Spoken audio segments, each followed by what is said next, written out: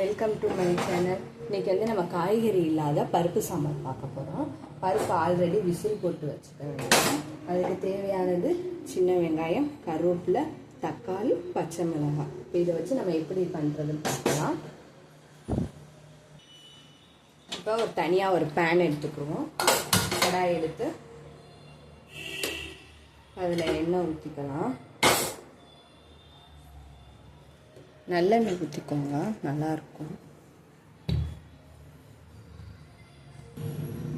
நல்லெண்ணெய் ஊற்றிக்கலாம். கொஞ்சமாக தான் எண்ணெய் யூஸ் பண்ணுவேன். ரொம்ப எண்ணெய் ஊற்றி சமைக்கிறதும் அது நல்லதில்லை. போட்டாச்சு. இந்த சின்ன வெங்காயத்தை போட்டுக்கோங்க.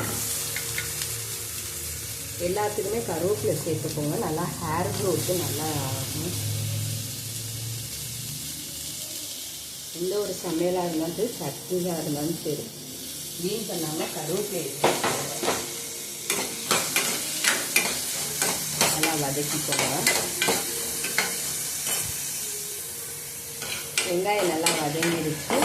இதோட நம்ம எடுத்து வச்ச தக்காளி, கருவேப்பிலை, 4 பச்சை மிளகாய் காரத்துக்காக போட்டிருக்கேன். இதே நல்லா வதக்கிக்குவோம். கொஞ்சம் உப்பு சேர்த்துக்கலாம்.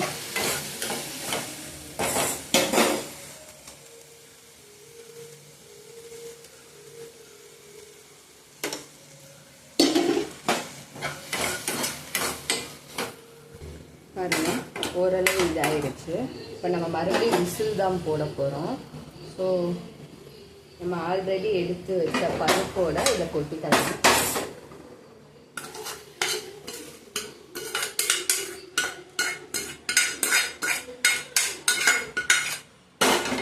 மிக்ஸ் பண்ணியாச்சு. இப்போ கொஞ்சம் தேவையான அளவு தண்ணி ஊற்றிக்கலாம்.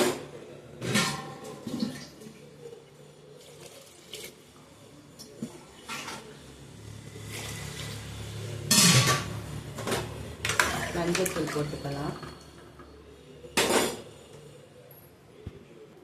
கொஞ்சம் மஞ்சள் போட்டுக்கலாம்.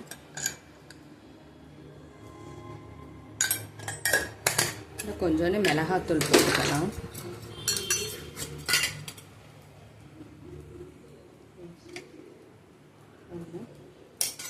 காரத்துக்கு ஏற்ற மாதிரி நல்லா கிண்டி விட்டுக்குருவோம். இப்போ காய் வதங்குறதுக்கு உப்பு போட்டோம் இல்லையா, இன்னும் கொஞ்சம் உப்பு சேர்த்துக்கலாம். இதுக்கு புளி போடணும்னு அவசியம் இல்லை. அவ்வளோதான். இதோட நம்ம ஒரு விசில் போட்டுக்கலாம். ஒரு 4 விசில். பாருங்கள், 4 விசில் போட்டதுக்கு சாம்பார் எப்படி வந்திருக்குன்னு ஹோட்டல் சாம்பார் மாதிரியே இருக்கு. பாருங்கள், நான் எந்த ஒரு பொடியும் போடல. வீட்டில் இருக்க வெறும் மிளகாத்தூள். இப்போ இதுக்கு தாளிப்பு பார்த்துக்கலாம்.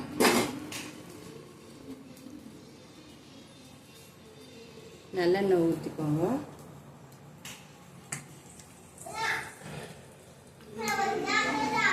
கடுகு போட்டுக்கலாம்.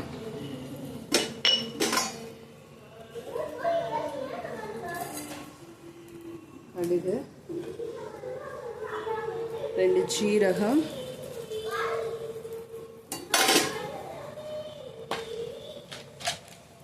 பெருங்காயம், கட்டி பெருங்காயம். அவ்வளோதான் ஃப்ரெண்ட்ஸ்.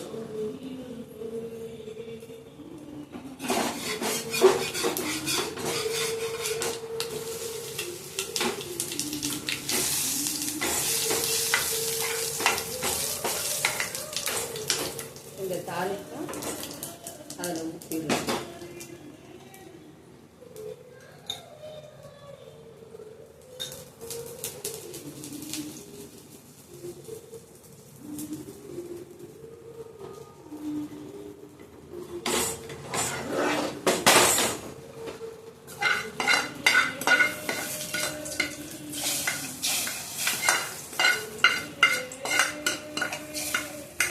அவ்வளோதான்.